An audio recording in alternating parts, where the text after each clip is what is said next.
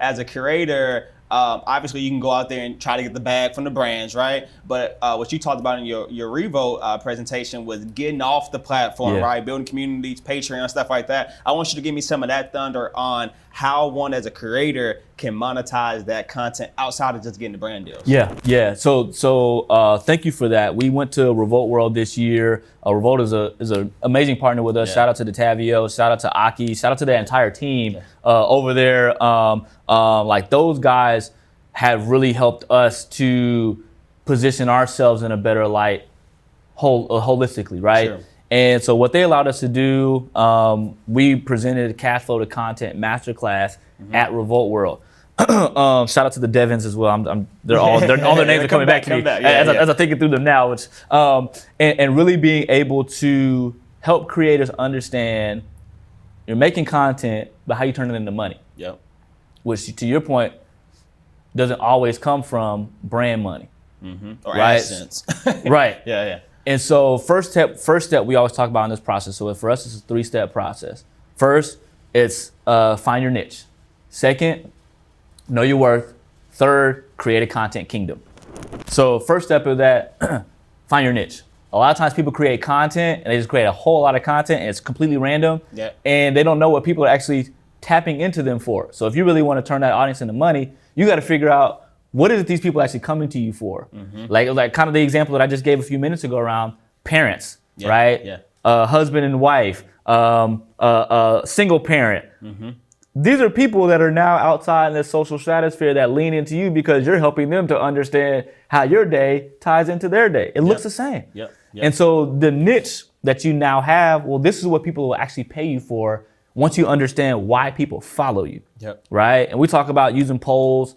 You can use the story polls to find out information like that. And I talk a lot around like Instagram, because that's where we've had, our biggest success over the years. Also, TikTok, YouTube, Facebook, those are also platforms. But most stuff that I lean into comes from my expertise, right? Which leans into that platform, right? So using those polls to get people to tell you why, right? You look and you see your engagement for this type of content versus that type of content. Well, that tells you I should probably be doing that type of content that's all the people are liking. I can still do the other content, but I know that's like, don't post that and get in your feelings because that content only has 25 engagements. They already told you, they're like, oh, that's cool, but I don't really rock with you for that. Right? So using the content that people are leaning into, understanding what the niche is, so that's kind of how you now start building your storytelling strengths, right? So after you understand what your niche is, again, whether that's beauty, whether that's fitness, whether that's a day in the life, whether that's experiences, people follow you because you tell them all the best restaurants in Dallas, whatever that niche is, hone in on that. The second level to that is understand your value. Knowing your worth is really important, especially when working with other brands, right? Because if, we've had influencers, and I'll talk about one of them who came on with us 6 months ago. He already had 1 million followers on TikTok, and he had probably about 500,000 or 600,000 followers on Instagram. Before he met with us, he was offering brands a spot on his billboard that had 1.6 million people in total, offering them a spot for $2,000 per spot. Now for him, he was like, bro, I just made 2 bands. For us, we were like, they're getting over on you exponentially. So with that, but him, it's just because he didn't know, right? He didn't think to do the research and understand, well, shoot. And you can honestly go on social media right now, ask an AI platform, whether it's Notion, ChatGPT. If I have X amount of followers and my current engagement rate is this, what should be my average rate per post? And it will tell you.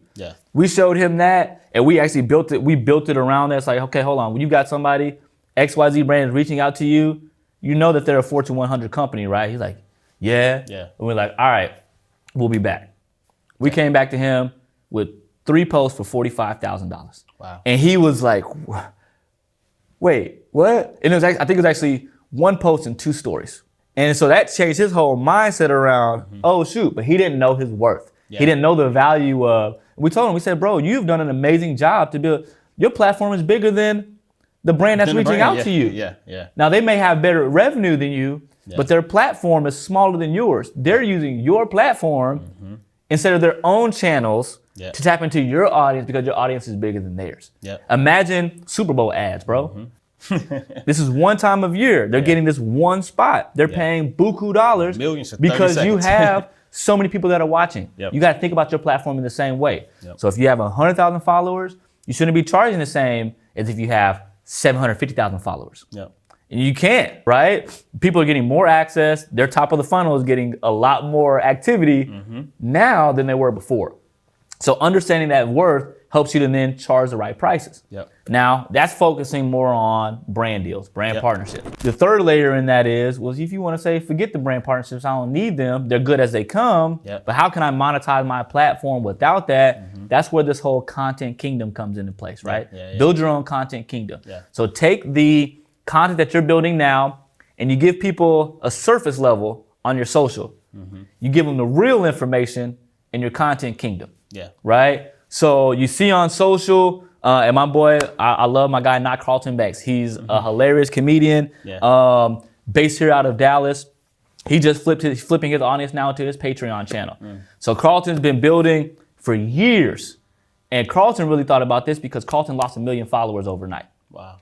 Instagram, this is when there was a really big time where like this was like start of the real movement to where he's like putting all this music on there that wasn't tagged music. So he got hit with copyright. They took his whole page. Wow. But it was naive. It wasn't, for him, it wasn't malicious. He was like, whoa, I didn't know about all of this. Yep. Lost 1 million followers overnight. Wow. So he built another page, 404, I think now he's at 450,000 followers over the last 24 months. Wow. Still trying to find that audience that he had that he lost in the first time around. Yeah. But now what he did, he started his own content channel because all his money was coming from his platform. Yep. People paying him to put their picture on his platform and having to talk about their brands.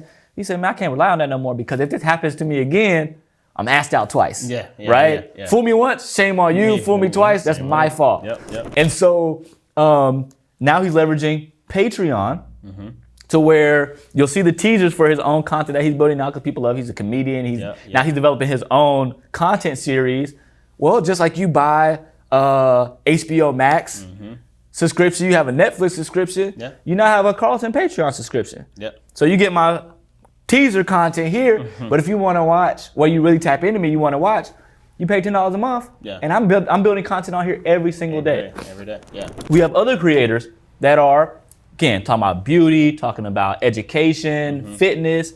Well, they have their main page, their social page that builds the audience, gets more people there, but they give it to you surface level.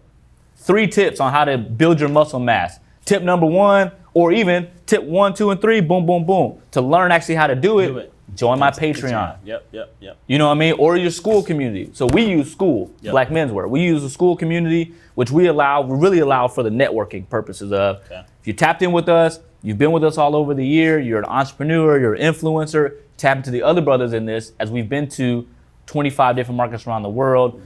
We've got over 500 guys that are in this channel globally that are focused on specific networking, right? So now be a part of this, continue to grow this, because now I know if I tap into here, if I'm going to LA or Vegas or Baltimore or Ghana or Paris, I can get in here and say, hey brothers, anybody in these cities that I'm coming to, what's the best place to go eat at? I'm in this type of business, anybody got any leads?